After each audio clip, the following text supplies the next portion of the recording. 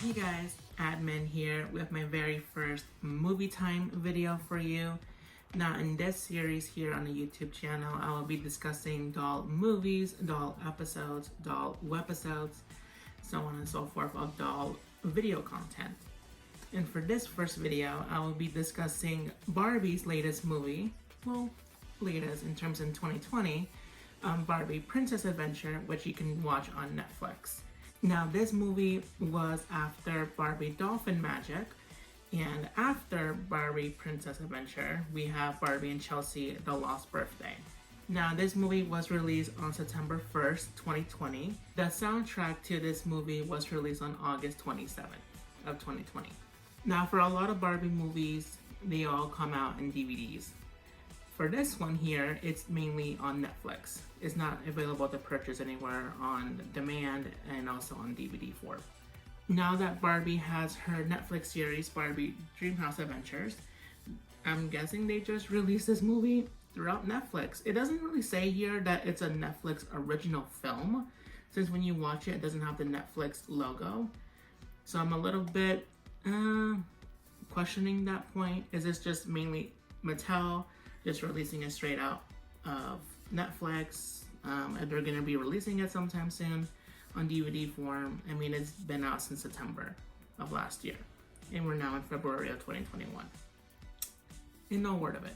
But nonetheless, I mean, I'm pretty sure by now everybody has a Netflix subscription, so we'll be able to just watch it in the comfort of our own home. For this movie here, it's mainly the same concept in terms of Barbie and Princess and the Pauper, and also Princess and the Pop Star, which Barbie obviously looks exactly like the princess, maybe with different hair color, hair texture, so on and so forth, and they just switch places.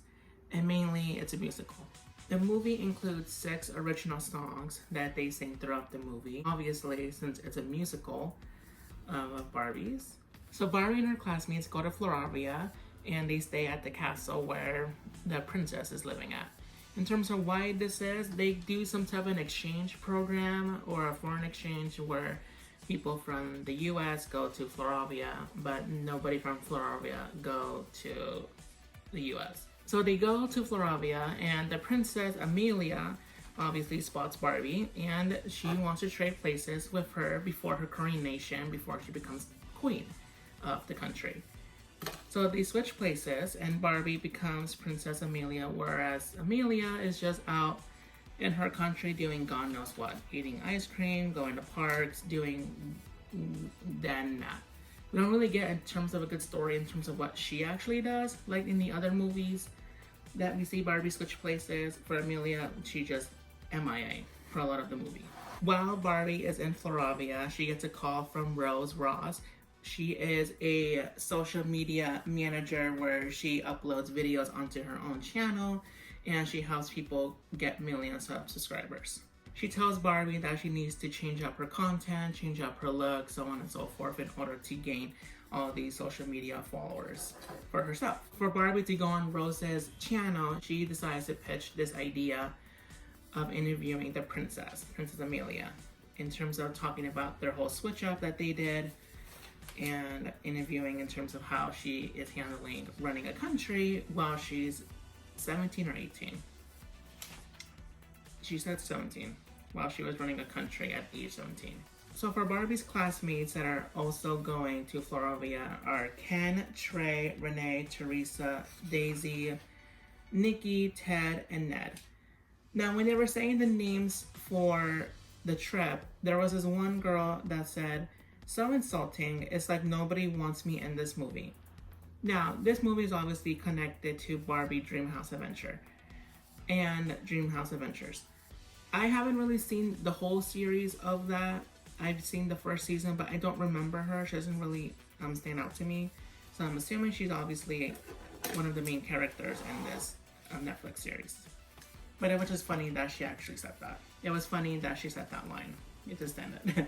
It was just funny. One thing that I liked about this movie was that her sisters had no involvement whatsoever in this.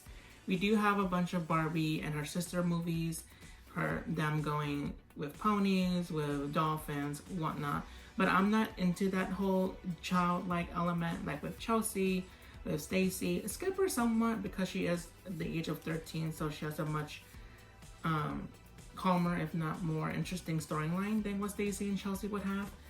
But I'm just glad the whole family just not there. It's just Barbie and her classmates that are in this story.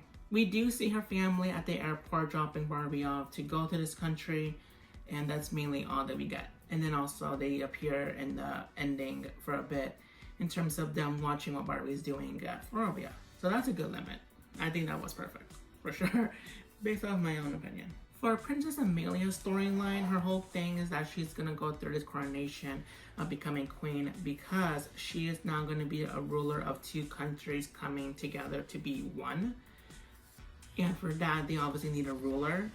And because the other country is surrendering, she's gonna be the ruler of both, making herself queen. From that other country, we get Prince Johan. Johan. We get Prince Johan from that country. He is surrendering, and now she's gonna be the queen of his country, and also obviously herself of Florida. We see Barbie and Johan practicing coronation, this so-called dance, this whole speech thing, and so on and so forth with that. We do see in the movie that Johan has this plan to become king himself. In order for that to happen, Princess Amelia would have to miss the coronation, therefore making himself rule and become king of both countries coming together to be one. He knew of the switch since Barbie attended the party at the yacht, seeing her wearing her Barbie necklace, thus making him think that obviously that's not Amelia, that's her, that's Barbie. So he has his men going around the country trying to find Princess Amelia. They kidnapped her, put her on his boat, and then they obviously kidnapped Barbie as well to miss the entire coronation. In the end, we do see Amelia showing up at the coronation. She becomes queen. Prince Johan obviously goes to jail for kidnapping Amelia and Barbie. And now she's queen of both countries, coming together as one. In terms of this Barbie movie, I didn't really much, care for it. The movie was an hour and 12 minutes long. In terms of the whole switcheroo with the princess and Barbie, it's basically been played out before of other movies. Princess and the Pauper, we all love that. That's number one. Don't fight me on this. That's obviously number one. Barbie movie. Princess and the Pop Star, hate it, love it. I obviously love it because of the music and the storyline. That was good. In terms of this story here, normal Barbie teenager was switching with Princess Amelia. It was cute, but it wasn't obviously wow. It was a nice children's movie, which obviously this is what it is. It's for children, not for a 26-year-old man. For us adult doll collectors, I think it's a nice movie to see once, just to see what it's all about. But it's not really something that I'll be watching over and over again. I have other Barbie movies I can just watch literally 10 times. But this one is just not one of them. In terms of the music, with the 6 songs and with 2 reprised versions of 2 songs, my favorite overall would have to be King of the Kingdom by Trey, Ken, Ned, and Ted. We don't really get a guy song in these Barbie movies because obviously it's Barbie. Let her sing. Let the princess sing. Let the other girls sing overall. But to see guys sing a song in a Barbie movie was definitely interesting. It was different. That was the only thing that was mainly different in this Barbie movie that stands out to the other ones in my opinion. Now, have I seen every single Barbie movie? I have not. But for the ones that I have seen, those are standalone Barbie movies that everybody has seen and talk about online. But I just haven't heard or seen any guy songs. Honestly, there wasn't none. But this one does have it, King of the Kingdom. I thought it was a really good song overall. I do have it saved on my iPhone. However, what really messed it up was when Trey had his own solo version and he just kept singing along or whatever. If they just cut that out and made it an actual song, it could be a bop. I like it. I would like to hear it over and over again, but just for that part, I would have to skip over it at times. If not, I just won't listen to the song. It's just a little bit kiddish in that way. Which it's a kids movie, kids music, but I do think that's my favorite song overall of this movie. The other songs, such as Try It On, Somewhere New, Not a Perfect Picture Girl, Life in Color, and This Is My Moment. Nice songs, cute songs, expected out of a Barbie movie. Somewhere New basically reminds me of What Time Is It from High School Musical 2, because they're singing about going on this new adventure. Each character is singing about what they're going to be doing while they're in this country, and so on and so forth, which is cute. The visuals of this movie is very colorful, just like every other Barbie movie. The one thing that I didn't really like about this was the fashions, because everybody's wearing sneakers, and if you know me, I don't like a flat shoe doll. Like, I get it, it's trying to be more modern. Nobody wears heels as much anymore. It's all about flats and so on and so forth, but really, you're a princess, wear 6-inch Louis Vuittons. You don't wear Converse to a fucking royal event. That part was just like, not it for me. In terms of the other like actual gowns itself, it's not really a gown. It looks like a top with a skirt. Just like this Barbie here that I have here. The one thing that's cute, I would say, is the jacket, since the fur collar. The skirt is long because it's a mullet skirt with some lettering of believe, happy, awesome, smile, and stars and whatnot, which is nice, but it doesn't stand out in terms of being a princess. In terms of Barbie and Ken, since obviously they always have a storyline in every Barbie movie, Barbie and a love interest. This obviously wasn't a love interest since they're not like together like that. In this, I guess they haven't been together in that whole Netflix series that I didn't really much watch except the first season. But it does show in this movie that Ken wanted to tell Barbie something, which obviously I'm sure he was trying to say that I love you, but obviously everybody else just gets in the way of it, which is cute, but you're just dragging it along. When it comes to Renee, Teresa, Daisy, and Nikki, I guess they just had their own little adventure of going out shopping, sightseeing, so on. We just get a glimpse of them going on mopeds or Vespas, those scooters like in Italy, in Europe, and then just go off from there. And then they attend Barbie as she's playing Amelia to that yacht party and to the coronation. But we don't really get much in terms of their own storylines. But they're just there to help Barbie, which I thought was nice. Okay. The one thing that was very misleading, because they did come out with the Princess Slumber Party set, we do see them in those sets, in those clothing, for like 10 seconds. And then Barbie has to go off and rescue Princess Amelia. Like, why are you going to be coming out with this playset and not really promote it in your movie? Literally, it was like 10 seconds. Like, they didn't even eat popcorn, they weren't even sleeping. It was just like to show off the clothes and to just sell dolls, which obviously is expected, but I would have liked a longer scene with that, the whole slumber party-ness in the movie. Overall, I do like this Barbie film. It's a nice family children movie to be watching on Netflix, but overall, in terms of myself, it's cute. A typical Barbie movie, basically. Nothing really like original or extravagant to like remember for years and years. No, it's nice. It'll live on Netflix forever, obviously. Now, when it comes to the dolls of the movie, I do have Barbie and Daisy still in box that I will unbox shortly. I do have the Ken from the movie, but he's somewhere around all this mess that I have in my dolls. I kept them in storage, but I'm just not gonna look for them because I'm gonna be rearranging everything. But I do have this picture here that I posted on Instagram. I do love the Ken. He does have the basic 5 points of articulation, basic sneakers. I do love the jean leg pants that he has, and obviously that royal top, which was confusing. Like, I get it, you guys are going to a royal coronation, but do you really have to dress like you're part of the royal family? You're not. But I would have expected a suit, but I do like what he was wearing. And it's very original. I haven't seen Ken wear that in quite some time. So I thought it was really cool that they added that to the playline. In terms of Princess Amelia, we don't get an official doll of her, which I'm very surprised that Mattel didn't do. We do get other ones from Princess and the Pauper, Princess and the Popstar, that they do get their own dolls of each character. But for Barbie and Princess Amelia, there's not really a doll of Amelia. You can say that she comes with the horse playset that I'll put an image up here. But that set is like $59.99. And the horse is nice. It moves by itself. It does a music, dance, whatnot. And that Barbie that it comes with is articulated on the elbows and the knees.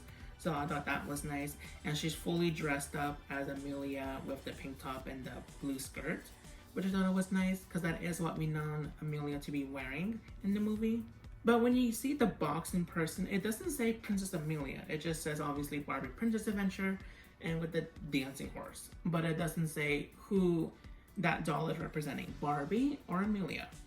But I obviously think it's just representing Amelia. But I would have liked if they would have just pointed that out in the box. This movie also comes up with fashion packs here that will post images on the side here. The one that is my favorite is the one that says Princess on it, with the stripes going around and that purple skirt. I thought it was really cute. The one that I'm not really a fan of is the slumber party one because it's just basically a nightgown and a pillow, which is cute. But once again, we've been there, done that, but it's not really something that's original standard that you have to have. But obviously I have to get it because I got everything else. Might as well get this too. Might as well get this one too. So I'm gonna go ahead and unbox Barbie and Daisy here. I got Barbie at Target, price matched her from the Amazon price, and from Daisy, she was on clearance at Walmart. As you can see from the giant sticker on the front. Let me go ahead and unbox these two and get a closer look. Here is a better look of the dolls when they are in packaging. Now for Barbie and Daisy, they both come individually with a little pet. A couple of accessories here on the side, a picture of them on the side here, the giant clearance tag, and on the back of the box we see the girls all together with Ken and the horse, and this information.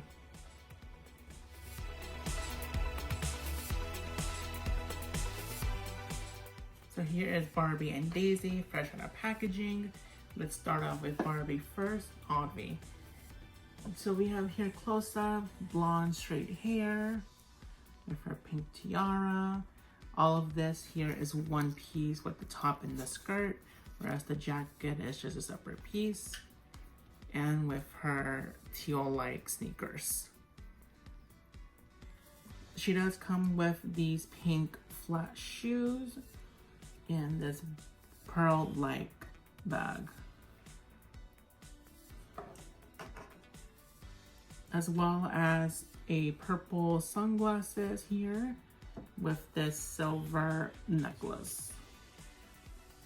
And let's not forget, because every Barbie now has to come out with a pet, we have the little dog here, which is, I believe it's Taffy, the dog's name is, with a little tiara and a necklace that's removable here, and a silver gray cell phone. I would have liked if Barbie came with a Barbie necklace, because in the movie that was a big deal that she wasn't able to wear it while she's playing Princess Amelia. So I would have liked that the Barbie would have just came with the Barbie necklace with it. And as well as her cell phone. In the movie it was pink. In the packaging and toy form it's silver. So those two things were just a miss. In terms of translating from the movie to doll, I do think they did a good job in terms of the doll itself overall, minus those two misses. The jacket and the dress and the tiara was all a good form. Yeah. Now let's take a look here at Daisy, where she has this jacket and this dress here. The top and the skirt is all one piece, whereas the jacket is separate. And she has here pink Converse-like shoes. And as a tiara, which I do love this piece, is also headphones. So it's all just mainly headphones with a tiara feature at the top, which I thought was really cute. And I don't think we really see this in the movie, or at least from my memory serves, I don't remember her wearing this in it. But I'm assuming she probably did, but I just didn't remember that part. Wasn't really much of a standout, huh? No. Edit that out.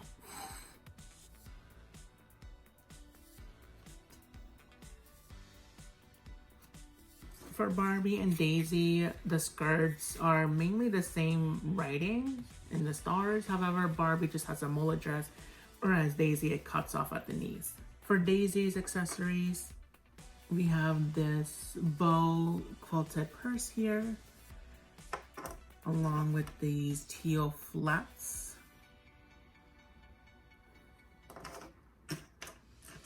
As well as this silver metallic necklace here, along with the gray cell phone, a teal-like glasses, sunglasses, and her pet. I haven't seen this pet in the movie. We just see Snowy, the bunny, Princess Amelia's pet, and Barbie's dog, Taffy. I don't know where Daisy got this pet, but we just haven't seen this in the movie. But of course, every Barbie has to come with a pet. So Daisy is no exception. She gets a pet. So that is it for this first movie time video. In terms of explaining the movie, well, I don't think I did much of a good job explaining it. Just because, as you can see, the interest of me with this movie, it's not 100%. I do like it overall, yes, but I wasn't really much into it. There were times in the movie where I have to go back and see it just because maybe I skipped over it, or that maybe I missed something here that didn't explain. But no, I catched on pretty much of it. It's still available on Netflix, nowhere to be found on DVD form, so it's just Netflix film. In terms of it being a Barbie Dreamhouse Adventure series movie, I didn't feel like I have to watch the series in order to watch this movie.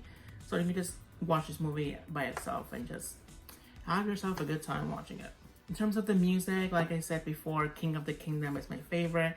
The other 5 songs here are really nice. The one thing that I really did wanted the soundtrack to have was Prince Johan's version of King of the Kingdom. I thought his singing was really nice and it was really more dramatic and more down-toned.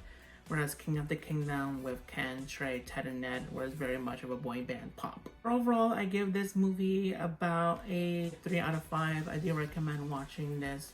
Have your children watch this. It is a nice Barbie family movie. But overall, in terms of a adult doll collector, it's nice to watch it once and that'll be it, basically. In the dolls itself, they just have the basic 5 points of articulation, except for that Barbie that comes with the horse that has more articulation in the elbows and in the knees. But for every other doll in this line, they just have the basic 5 points. And the clothing that it has, well, I think it's nice, it's cute. I just would have liked for it to be in different separate pieces. But nonetheless, I do think the stars and the writing and the skirts are very much cute because it goes all around, thankfully. And then really nice colors that they chose in terms of a purple tone and a pink tone. But thank you guys so much for watching. Let me know in the comments below what other doll movies, doll episodes, doll webisodes that I should be watching and reviewing, talking about with you guys. Don't forget to check out other videos on here on the Celebritants channel in the Review It Up playlist, also Personally Me playlist, and now the Movie Time playlist. Thank you guys so much for watching. Thank you. Bye.